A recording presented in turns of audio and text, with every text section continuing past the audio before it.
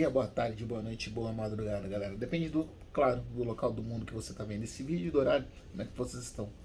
Vídeo, vamos falar, vai ser meio que um pós-jogo, mas já vamos falar sobre novidades, já de repente também deixar para falar um resumo do que aconteceu no Corinthians. Então vou falar um pouco do empate contra o Argentino Júnior pelo placar de 0-0, resultado da última quarta-feira. Passou quase 24 horas, mas quero deixar aqui porque já faz um tempinho, não fiz o pós-jogo contra o Flamengo, a gente tem para poder falar da evolução do time, futuro do Timão na Libertadores, e vamos lá. A escalação acabou tendo uma surpresa, né? O Cássio com a amidalite não treinou na segunda, não treinou na terça, foi vetado, em seu lugar entrou o Carlos Miguel, e no resto do time, o Luxemburgo optou por manter a mesma base, então foi com Carlos Miguel, Fagner, Gil, Murilo e Matheus Bidu, mantido no time, Fausto Vera, Maicon, Paulinho, o ataque com o Adson, Yuri Alberto e Roger Guedes. E o Corinthians começou tendo o controle do jogo, marcando bem, tinha até uma saída de bola interessante com o Fausto Vera, bem assim, tendo bastante suporte do Paulinho nessa jogada. E da mesma forma que aconteceu contra o Liverpool do Uruguai, né, que o Corinthians venceu, mas teve problemas, a lesão do Paulinho, e é o Paulinho, não estou falando, não é um craque, não é o Messi, não é o Mbappé, não é o Haaland, não é nada aqui. O Paulinho se machucou, o Corinthians sentiu a lesão do jogador, que pode, a gente vai esperar, ainda não saiu os exames, se ele, qual a gravidade da lesão, mas o Corinthians acabou parando de jogar, sofrendo a marcação. O Rony acabou não ajudando tanto, ele acabou bagunçando um pouco a marcação no meio de campo, principalmente no primeiro tempo, quando ele entrou. E na criação, o Corinthians foi mais uma vez nulo. Mas tem toda uma questão que aí o Corinthians não sofreu, então a gente vou pegar, fazendo uma análise geral, com que dá para falar de duas partidas. Contra o Flamengo e contra o Argentino Júnior, o Corinthians mostrou uma melhora considerável na sua forma de marcar, no setor defensivo. O Carlos Miguel praticamente não foi exigido, trabalhou bem pouco, não teve nenhum. Acho que o lance mais perigoso foi uma falha do Gil na saída, numa bola pela direita do campo, que acaba sendo cruzada e o Bidu vai tentar tirar, bate no Murilo e quase vira um gol contra, mas o Carlos Miguel consegue defender, evita o gol.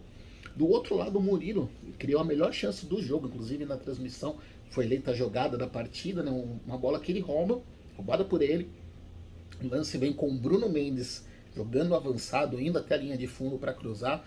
Cruza para o Murilo e ele finaliza, mas é um zagueiro, não dá para cobrar, ele erra a finalização. Era uma chance ótima de gol e o Murilo acaba errando o alvo por muito, não, mas foi uma chance claríssima. Se tivesse caído no pé do Roger Guedes, por exemplo, o Corinthians poderia ter vencido o placar de 1-0. Na segunda etapa, acabou tendo um lance onde o jogador do Argentino Júnior, vou até pegar o nome dele para a gente não deixar aqui, o Thiago Nunes, o Thiago Nunes, né, ele acaba ele sai aos 28, 20, vamos aqui rapidinho da conta, estamos falando de 45 minutos de tempo, mais ou menos depois aos 30 minutos de jogo, né? Eu até falei no vídeo errado que o Corinthians jogou boa parte da segunda etapa, não. O Corinthians teve uns 15, 20 minutos que jogou com um jogador a mais, ele foi expulso, tomou amarelo, aí o VAR já orientou, falou, principalmente algo que é muito claro, né? O Rony sangra, tem um negócio que ele dá com o cotovelo, viu sangue, o juiz normalmente aumenta a gravidade do cartão. Não sei se eu, dentro de campo, teria expulsado, mas é o que jogou com um a mais e não conseguiu traduzir essa vantagem de ter um jogador a mais em chances de gol. Não conseguiu, aí acho que o Luxemburgo demorou demais para mexer no time, teve escolhas erradas. Eu acho que, por exemplo, vou citar mais uma vez, ele coloca o Romero em campo e o Romero foi mais uma vez o mesmo jogador. O Romero está encaminhando para encerrar, para passar até essa segunda passagem péssima pelo Corinthians. E isso se traduz também no que a gente vê nas finalizações. Eu estou vendo aqui rapidinho. O Argentino Júnior finalizou 12 vezes a gol, sendo 2 no alvo. O Corinthians 4 vezes nenhuma no alvo. O Corinthians finalizou muito pouco, principalmente comparando com o duelo contra o Flamengo. O Corinthians acabou tendo muitos erros de passe. Também tem um pouco do gramado. O gramado não era as mil maravilhas de ontem, mas tem também falta de qualidade e também momentos ruins de alguns jogadores. 73% de acerto de passe. A gente fala que o ideal é acima de 85, 88, 90% de passes numa partida, e o Corinthians teve 73. Então, o Corinthians não conseguiu controlar o jogo, mas mesmo com todos esses problemas e mesmo com toda essa situação, o resultado não foi dos piores para o Corinthians. Né? E aí a gente vem. Primeiro, a gente pode analisar algumas atuações, aí dá para destacar alguns jogadores. Mais uma vez o Murilo, o Matheus Bidu mais uma vez jogando bem, o Bruno Mendes como lateral não vem tendo problemas, vem mostrando certa qualidade. E de repente acho que nesse momento que o Fagner está jogando mal, eu manteria o Bruno Mendes na lateral direita. Você teve o Fausto Vera um pouquinho melhor também jogando, mas o resto dos jogadores do Corinthians tiveram que o Carlos Miguel não foi muito exigido, mas passa segurança. É um goleiro que o próprio Luxemburgo na coletiva elogiou, falou que vai ser o substituto natural do Cássio e pode ficar anos no Corinthians. E quando foi exigido, o Carlos Miguel entrou só em furada. É um grande problema. Às vezes fala o jogador entra para pegar um time menor do estadual, pega um time que está na zona de rebaixamento no brasileiro. O Carlos Miguel só está entrando em barca furada, só pega jogo onde é importante que o Corinthians não sofra gols. Deixa uma boa impressão. Negativamente, a gente vai falar do Yuri Alberto. O time não criou tanto, mas o Yuri Alberto também vem errando muitos passes, vem errando muitos domínios. Tá merecendo um banco de reservas. O Maicon um pouquinho mais apagado, mas ontem funcionou muito mais na marcação do que na armação. E ontem o Corinthians precisava de um cara para armar. E o Adson também acho que também deixou a desejar. Mas o Corinthians, como está aqui o título, né, o Corinthians respira por aparelhos na Libertadores, né, galera? Esse é um lado interessante, né? O Corinthians está o Argentino Júnior ficou com 8 pontos, Corinthians, o Independente Del Valle com 6, Corinthians e o Uruguai com 4.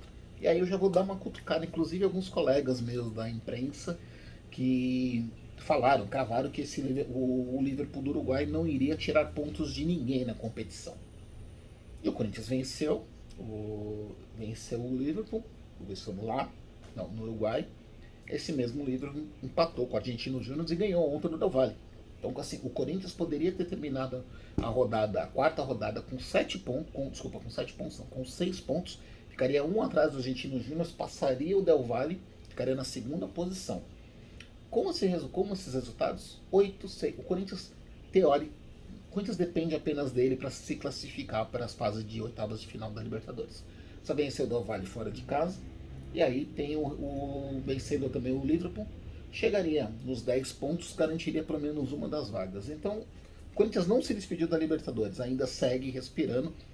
Respira um pouquinho melhor. Continua respirando por aparelhos, mas é uma situação diferente do que estava sendo citada antes. Porque muitos achavam que o Del Valle iria ganhar ontem, chegaria aos 8 pontos, por exemplo. E aí a situação poderia ficar mais complicada e o Corinthians não vem conseguindo bons resultados fora de casa. Muita gente não apostava que o Corinthians conseguiria pelo menos empatar fora de casa. Grande detalhe, agora o Corinthians precisa começar a mostrar futebol dentro de campo. Contra o Atlético Mineiro o jogo foi muito ruim. O Corinthians não criou e não se defendeu bem, ao meu ver. E tem a questão também, contra o Flamengo criou bem, mas também está o Flamengo em uma fase. Agora o Corinthians vai precisar, tem 2 confrontos complicados para se manter. Então pensando, o Corinthians vai poder respirar antes de mais uma decisão na Libertadores. O Corinthians pega o Fluminense domingo. E aí eu vou falar um pouco mais sobre esse jogo no sábado, na nossa live de sábado. Depois, na semana que vem, fecha o mês de maio pegando o Atlético Mineiro, que precisa vencer por menos 2 gols de diferença para avançar para as quartas de final da Copa do Brasil. Precisa tirar uma diferença complicada contra o Galo, que vem crescendo de produção, vem começando a trazer um futebol melhor.